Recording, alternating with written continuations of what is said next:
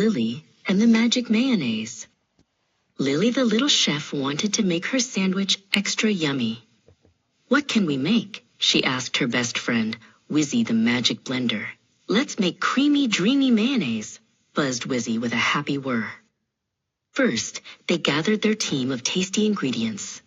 Into a big glass jar went a happy little egg, followed by a golden waterfall of oil. Plink, plonk, they went.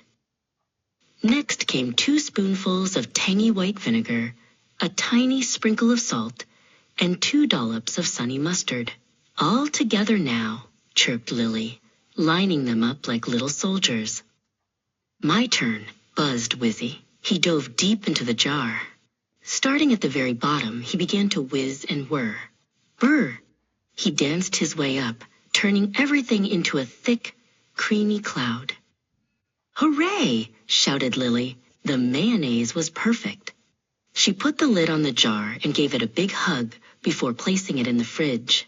"Our sandwiches are going to be the best ever," she said. And they were.